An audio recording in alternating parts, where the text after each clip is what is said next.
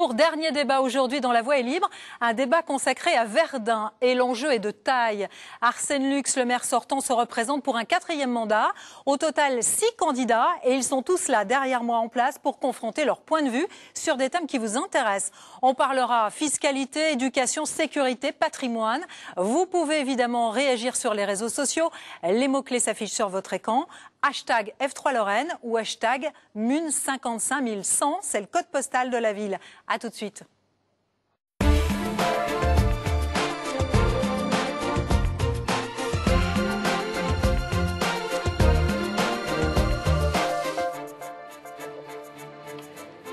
Mesdames et messieurs, bonjour. Merci de nous rejoindre pour cette émission spéciale municipale 2014. 10 villes, 10 débats.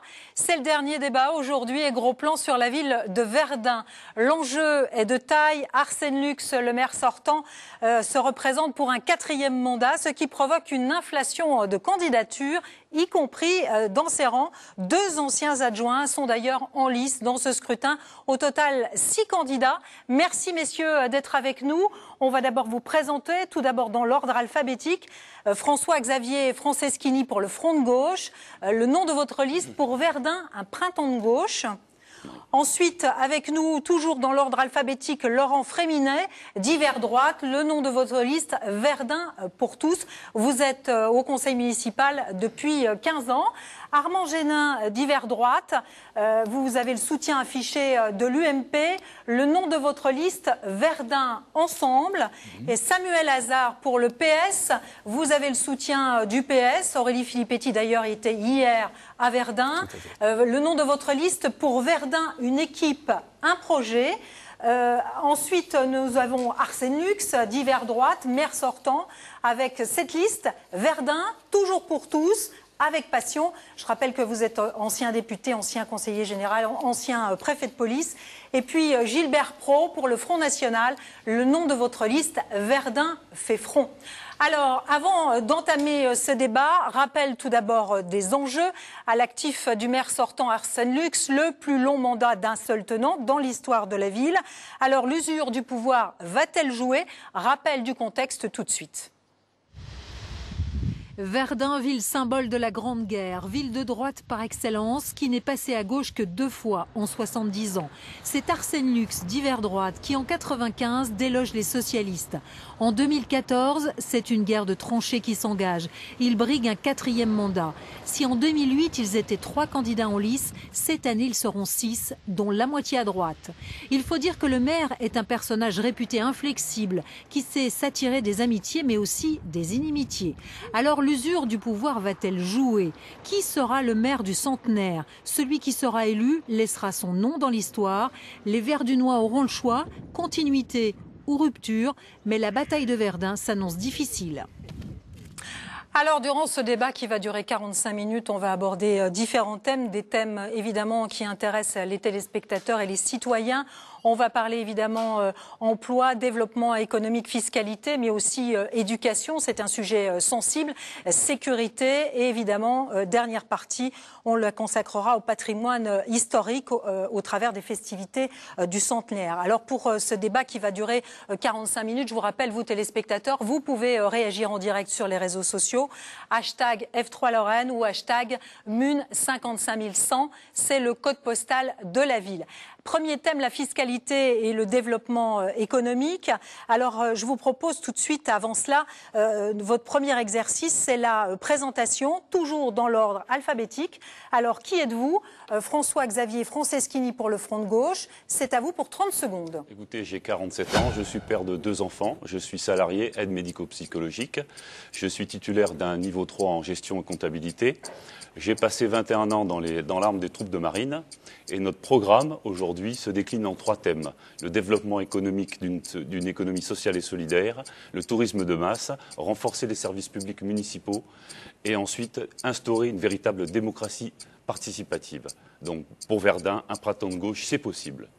Merci, vous n'avez pas tout à fait utilisé vos 30 secondes. Laurent Fréminet pour Verdun pour tous, c'est à vous. Merci, bonjour et merci de votre accueil. Laurent Fréminet, 55 ans, enfant de Verdun, marié, 2 enfants, professionnel de l'immobilier à Verdun, au service des Verdunois depuis 15 ans, puisque je suis conseiller municipal et délégué communautaire ayant exercé les fonctions de vice-président pendant près de 2 mandats. Tête de liste de la liste Verdun pour tous, j'ai rassemblé autour de moi des femmes et des hommes de la société civile, en dehors des partis politiques, et dont la volonté est de réveiller la belle endormie qu'est Verdun et de se mettre au service de ses habitants. Parce que notre parti, c'est terminé, les 30 secondes sont écoulées. À votre tour, on réenclenche le chronomètre pour vous, Armand Génin, d'hiver droite. Armand Génin, Verdunois depuis 40 ans, 4 enfants, 6 petits-enfants. J'ai fait réaliser ma carrière dans un centre de gestion, au titre duquel j'ai terminé directeur adjoint. Cette organisation employait 240 personnes. J'ai été inscrit à l'ordre des experts comptables en qualité de salarié autorisé à exercer la profession. Pour mettre en œuvre un programme ambitieux, j'ai réuni autour de moi une équipe de chefs d'entreprise, de jeunes, une équipe multidisciplinaire. J'ai exercé la mission d'adjoint aux finances sur la période 95-2000. C'est terminé, les 30 secondes se sont écoulées. Vous aurez évidemment le temps de reparler de votre programme tout à l'heure. Alors toujours dans l'ordre alphabétique, Samuel Hazard, c'est à vous pour 30 secondes. Conseiller général et conseiller municipal de Verdun, nous avons l'ambition de faire de Verdun une ville attractive. Une ville où il fait bon vivre, une ville au service de ses habitants et qui les respecte, une ville où les Verdunois se réapproprient leur cité. Avec mes colistiers, compétents, expérimentés, connus et reconnus dans leurs domaines respectifs, nous voulons de Verdun et faire de Verdun une ville d'avenir. Merci. À votre tour, Arsène Lux, vous êtes maire sortant, je le rappelle, pour Verdun, toujours pour tous, avec Paction. Vous avez 30 secondes. Né en Moselle, meusien par mariage, ingénieur Supélec, licence en sciences économiques, option gestion d'entreprise, officier parachutiste pendant 18 ans, puis sous-préfet et préfet, directeur national des 180 prisons de France, puis préfet de police de Marseille et des Bouches-du-Rhône, ancien député. Je suis maire de Verdun, président de la communauté de communes de Verdun et président du pays de Verdun. Merci. Alors, tout d'abord, le premier thème qu'on va développer ensemble, la fiscalité, le développement économique. C'est vrai que c'est un thème qui intéresse les citoyens. Il faut savoir qu'à Verdun, le chômage est proche des 30%. Et je viens de me rendre compte, pardonnez-moi Gilbert Pro, j'ai oublié votre présentation. Vous avez 30 secondes pour vous présenter pour Verdun fait front. C'est à vous. Merci beaucoup. Gilbert Pro, 52 ans, marié et père de 2 enfants, verdunois depuis 1985, sans emploi mais pas sans activité. Les hommes et les femmes qui composent la liste Verdun fait front sont pour plusieurs d'entre eux issus de la France des oubliés, la France des invisibles, comme les appelle si bien Marine. Et ensemble, nous n'aurons qu'une seule ambition, celle de servir au mieux les habitants de la célèbre ville de Verdun. Merci, avec mes excuses. Alors l'emploi, on en parle tout de suite. Mais avant cela, écoutez justement ces citoyens. Ils vous interpellent sur cette question. C'est Francis. Écoutez-le. Bonjour. Je voudrais savoir qu'est-ce que vous pouvez faire pour développer les entreprises sur Verdun. Alors, que peut-on faire pour développer les entreprises sur Verdun? Samuel Hazard, quelle est votre proposition? Alors, la notion centrale et transversale de notre programme est l'attractivité du territoire. Il faut créer au 1er janvier 2015 une communauté d'agglomération qui permettra, en fonction du périmètre retenu, des dotations significatives de l'État de jusqu'à 2,5 millions d'euros. Et cette communauté d'agglomération aura la compétence en matière de développement économique. Il faut que notre territoire soit attractif. Et pour cela, il ne faut pas augmenter les impôts communaux, tant pour les ménages que pour les entreprises. Il faut un maire ambassadeur, j'allais dire VRP de sa ville, en allant chercher les investisseurs et en soutenant leurs projets. Il faut aussi requalifier le centre-ville, notamment avec 600 logements vacants. Il faut également redynamiser la culture, le centre-ville par des animations. Il faut répondre aux besoins de la population, foyers logement, maisons de santé, crèches qui créeront des emplois. Alors, sur cette question, Armand Génin, qu'est-ce que vous proposez pour développer l'emploi justement sur Verdun? Est-ce que vous êtes d'accord avec ce qui vient d'être dit? En fait, il y a deux choses. Il faut s'occuper des entreprises actuelles, c'est-à-dire qu'il faut mettre en place et mettre en œuvre un service économique dans le cadre de la municipalité qui soit digne de ce nom. La municipalité doit favoriser un terreau d'installation des nouvelles entreprises d'une part et d'autre part de s'occuper des entreprises existantes. Pourquoi ce n'est pas ce qui a été fait jusqu'à présent, selon vous? Pas aujourd'hui, non. Arsène Lux, que répondez-vous alors justement Monsieur Génin est à l'évidence mal informé parce que j'ai un collaborateur qui ne fait que cela, à longueur de journée, à longueur de semaine et à longueur d'année. Or, pour attirer les entreprises à Verdun, il n'y a pas 36 solutions. Il faut d'abord qu'ils trouvent un tissu fiscal positif. Je rappelle simplement que les taux professionnels sont restés systématiquement depuis 18 ans inférieurs de 20% à la moyenne nationale. Et il faut bien évidemment aussi qu'ils aient envie de venir en tant que personne et qu'ils trouvent une fiscalité limitée. Nous avons baissé les impôts de façon considérable depuis 18 ans. En taxes d'habitation, une baisse de plus de 26%. En foncier bâti, de plus de 20%. Et bien évidemment, il faut les maintenir. Alors la fiscalité, c'est une arme pour attirer les entreprises. Vous êtes d'accord avec ça? Écoutez, ce que j'ai entendu, effectivement, recoupe un peu les difficultés du Verdunois. Moi, je considère qu'évidemment que, je dirais, l'emploi ne se décrète pas. Il convient de créer, effectivement, des conditions pour accueillir cet emploi, notamment par quelque chose qui n'existe pas au jour d'aujourd'hui, c'est une pépinière d'entreprise. C'est quand même surprenant qu'une ville qui se veut attractive et accueillante n'ait pas de pépinière d'entreprise. Le principe également d'une connexion très haut débit sur Verdun doit répondre à un besoin absolument fondamental pour les entreprises et c'est quelque chose aujourd'hui sur Verdun qui fait défaut. Gilbert Pro, dites-moi quelle est votre position sur ce thème. La fiscalité, il faut faire baisser les impôts à Verdun?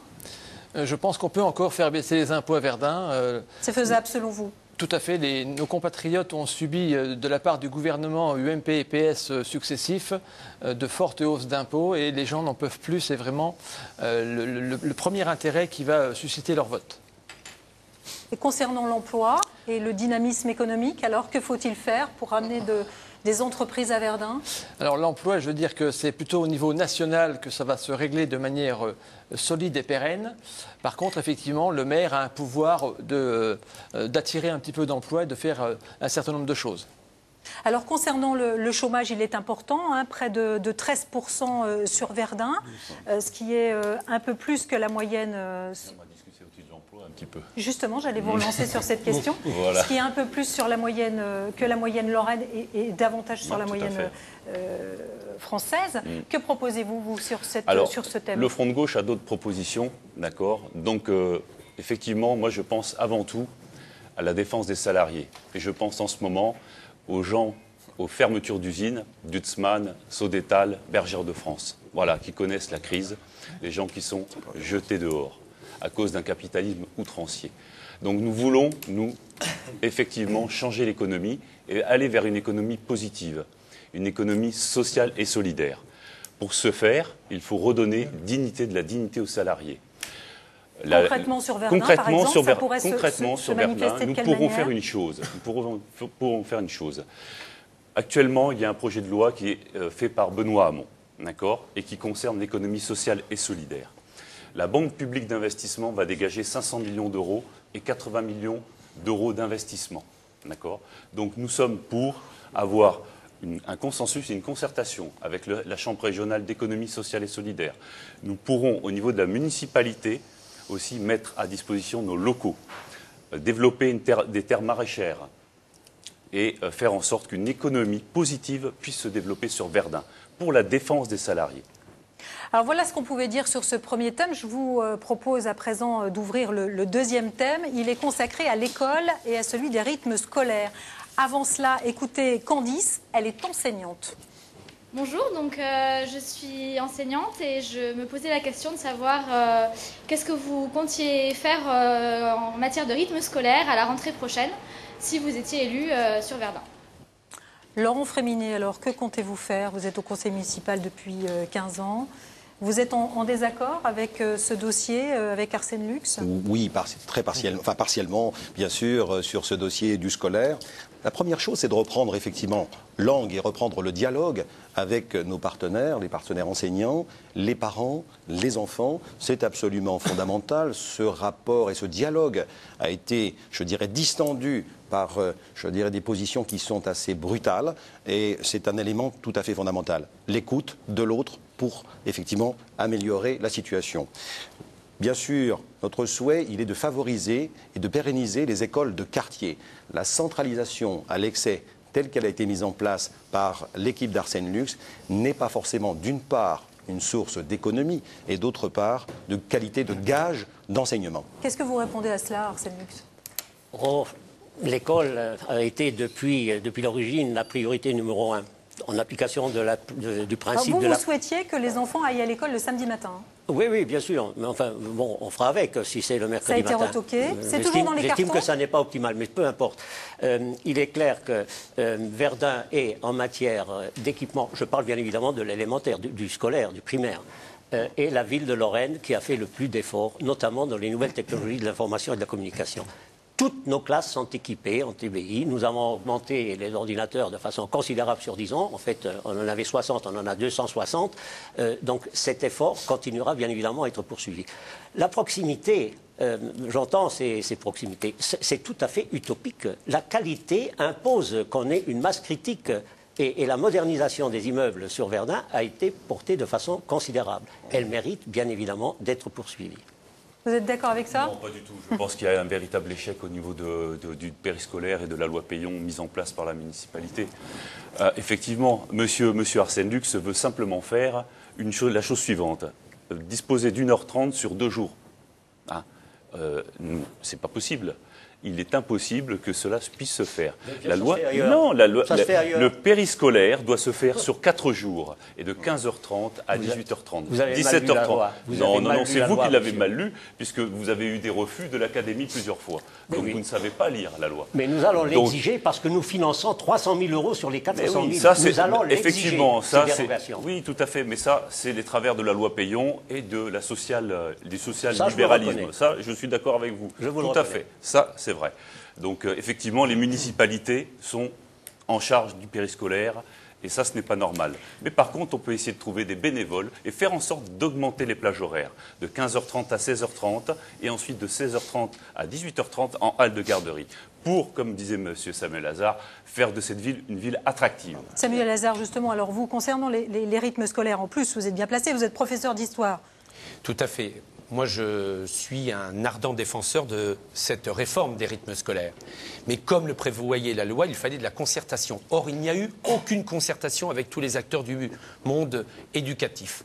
Donc, dès notre arrivée aux responsabilités, nous réunirons les parents, les enseignants, les D2EN, afin qu'une réforme globale et concertée soit retenue pour le bien de l'enfant. Il faut également, je suis désolé monsieur le maire, mais il faut maintenir des écoles de proximité à taille humaine avec des services périscolaires et une cantine dans chaque école. Et lorsque ce ne sera pas possible, exemple des écoles des Planchettes et de Jules Ferry, ils iront manger au collège Maurice Barrès. Armand Génin, est-ce que vous êtes d'accord avec ça?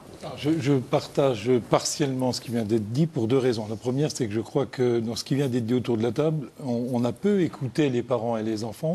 Et aujourd'hui, quand je rencontre les parents et les enfants, effectivement, il y a un véritable problème de l'école à Verdun. Je crois que c'est clair.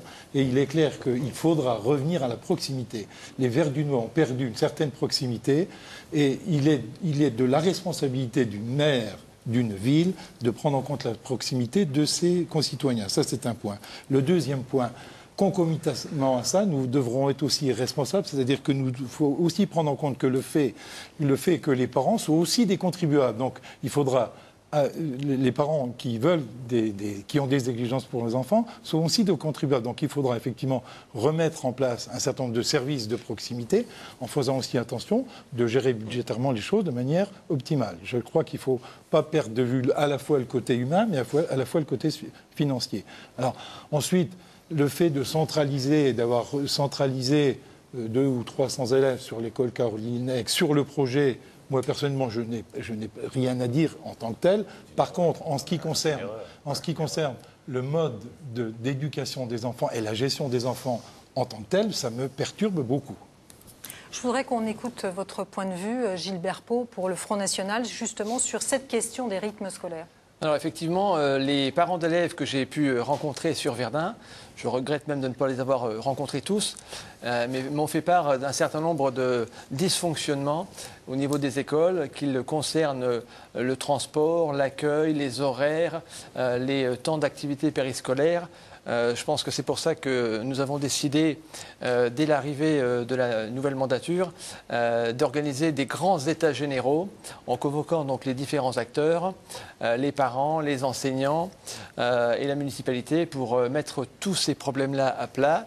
Je pense qu'il faut de la concertation, obtenir un consensus et au besoin même effectuer un référendum. Il n'y en a pas eu suffisamment selon vous? Je pense qu'il n'y a pas eu suffisamment de concertation a priori. D'ailleurs, je voudrais dire un dernier mot. Féliciter la FCPE pour le travail qu'elle accomplit et Samuel Wirtz, parce que les 13 propositions qu'il a concoctées sont excellentes.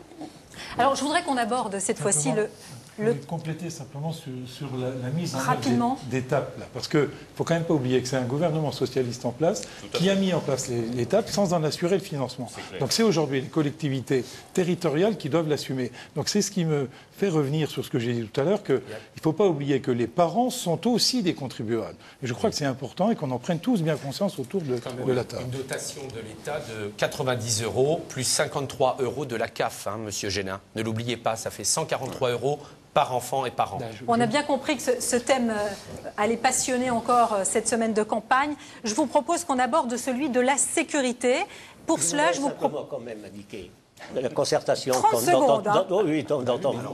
À l'évidence, on n'habite pas la même ville. À l'évidence, on n'habite pas la même ville. J'ai participé à toutes les réunions publiques qu'on a organisées. Effectivement, il n'y avait pas grand monde. Et en tout cas, il n'y avait pas les représentants qui sont autour de la table. Alors, cessez de donner dans le schéma. J'ai le sentiment qu'ils sont tous contre vous en vous disant qu'il n'y a pas eu de concertation sur cette question. Hein. Et M. Hazard, qui est en face de moi, a eu la faiblesse un jour de dire mais oui, samedi, vous avez raison, c'est mon opinion personnelle. Mais officiellement, il a rejoint les propositions de la FCPE. Je veux réagir par rapport aux propos de M. Lux. Quand on est maire, on se doit de consulter les acteurs du milieu éducatif. On peut avoir une opinion personnelle, mais elle ne doit pas faire force de loi. Mais monsieur, quand on est convaincu que l'intérêt de l'enfant, c'est le samedi matin, on défend. Non. Parce que c'est l'intérêt de l'enfant. Voilà, on va clore ainsi ce chapitre sur le rythme scolaire. La sécurité, parce que ça aussi c'est un thème qui intéresse les Verdunois. Je vous propose d'écouter Marie-Noël. Qu'allez-vous faire sur la sécurité sur Verdun? Écoutez-la. Bonjour. Alors, au niveau de la sécurité, je voudrais vous poser la question suivante. Qu'est-ce que vous envisagez de faire au niveau du commissariat pour l'installation parce que je considère qu'ils travaillent dans vraiment des conditions insalubres et je ne voudrais pas être à leur place. Et malheureusement, on a beaucoup besoin d'eux et je pense que ce serait bien qu'ils travaillent dans des conditions un peu plus agréables. Alors, que ferez-vous pour le commissariat? Gilbert Pau, la sécurité, c'est un de vos chevals de bataille? Tout à fait, mais le commissariat dépend de la politique nationale et pas de la politique municipale. Au niveau municipal, par contre, on peut effectivement renforcer les effectifs en hommes et en moyens.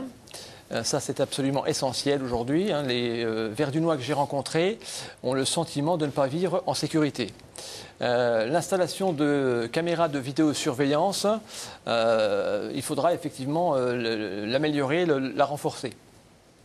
Voilà un petit peu ce qu'il faut mettre dans le domaine de la surveillance. Alors, concernant justement la sécurité, vous voulez intervenir? Je suis entièrement contre ces propositions. D'ailleurs, le Front National devrait se rappeler de phrases malheureuses de Jean-Marie Le Pen, du raffour crématoire, les détails de l'histoire. Oui, mais quand on parle de sécurité, lorsqu'on parle... Oui, municipal, oui, mais je veux parler de sécurité. Lorsqu'on parle de sécurité, arrêtons. Pour vous, il n'y a pas de problème de sécurité à Verdun? La Meuse n'est pas une zone criminogène. Il y a 2 homicides. Il y a 2 homicides en Meuse par an, comparé au département français qui est de 40. Il y a eu des hausses au niveau du cambriolage, effectivement, mais ça n'a rien à voir avec la sécurité nationale. C'est parce que nous avons eu des problèmes de toxicomanie avec les jeunes, et ce sont des jeunes qui sont désocialisés. 30% des jeunes actuellement sont sans emploi entre 18 et 24 ans. Alors moi, je voudrais qu'on écoute justement Samuel Hazard sur cette question. Oui, en tant que conseiller général, vous le savez, je me suis beaucoup battu pour la reconstruction, d'abord le maintien, la reconstruction et le relogement du commissariat à Miribel. Et cette proposition est à l'étude au ministère de l'Intérieur. Et je rappellerai que la question de la reconstruction du commissariat date de plus de 30 ans. Donc ce n'est pas Manuel Valls qui est le seul responsable. Deuxième point, je ne peux pas laisser dire qu'il n'y a pas de problème à Verdun. Il n'y a certes pas de grand banditisme, mais il y a de sérieux problèmes en matière de toxicomanie, en matière d'alcoolisme. Tout à fait. Et je viens, Monsieur Franceschini, attendez, je viens quand même d'écrire au ministre de l'Intérieur pour que Verdun, la circonscription de sécurité publique, soit classée en zone de sécurité prioritaire. Oui, tout à fait, monsieur Hazard. Donc, attaquez-vous à la racine du mal. Je voudrais qu'on écoute monsieur Génin justement sur cette question. Mais ce dossier-là, en 2006, a failli aboutir. Pourquoi n'a-t-il pas abouti en 2006 ? Donc je pose simplement la question. Pourquoi n'a-t-il pas abouti en 2006 ? Pourquoi ce dossier n'a pas été repris ? Et aujourd'hui, tout le monde met dans son programme la reconstruction du commissariat. Ce dossier-là, il est en cours depuis combien d'années ? Et on n'avance pas sur ce dossier-là. Monsieur Génin, c'est quand même scandaleux. 2006, qui était aux responsabilités au niveau national et au niveau local ? Je ne me pose pas la question, moi, le dossier au point de vue local. Pourquoi n'a-t-il pas abouti ? Alors, sur cette question, Arsène Luc, je voudrais vous entendre. Oui, deux, trois précisions. Est-ce que sur la sécurité déjà, est-ce que vous allez augmenter par exemple la vidéosurveillance ? Verdun est aux dernières statistiques connues la ville la plus criminogène de Lorraine. Devant Épinal, devant Longwy et un certain nombre d'autres. Premier point. Deuxième point, le commissariat... Ça montre un échec peut-être de la politique de la prévention ? Non. Je ne parle pas de prévention, là, je parle de criminalité, de délinquance. Bon, la prévention, c'est un autre problème, mais on peut l'aborder, bien évidemment. Deuxième observation, le commissariat de Verdun était prévu dans les priorités nationales. Il avait été financé sur du budget national. Et si M. Valls n'a pas été le seul, mais c'est M. Valls qui a retiré les 6 millions qui étaient prévus et qui les a transférés avec un peu plus, 10 à Longwy. Longwy, vous reconnaissez que Longwy, c'est le rapporteur général du budget, M. Eckert. Oui. Voilà. Alors, je voudrais sur cette question de la sécurité, il nous reste très peu de temps d'émission, vous entendre, M. Fréminet. Merci, madame. Je crois que vous avez mis le doigt sur quelque chose quand vous avez dit à Arsène Luc, il y a un problème de prévention. Effectivement, la prévention doit être absolument existante. Elle n'est pas aujourd'hui mise en œuvre suffisamment. Naturellement, le commissariat de police est une priorité. Il travaille dans des conditions absolument indignes. Il nous faudra donc mettre en place un véritable partenariat ville, État, région, Conseil général. Ça veut dire davantage de vidéosurveillance, par exemple ? Ça veut dire des points de vidéosurveillance concrètement, très ciblés, parce que ce n'est pas non plus, vous me passerez l'expression, la panacée. Il faut effectivement quelque chose de très ciblé, de façon à pouvoir effectivement apporter un minimum de sécurité à nos concitoyens.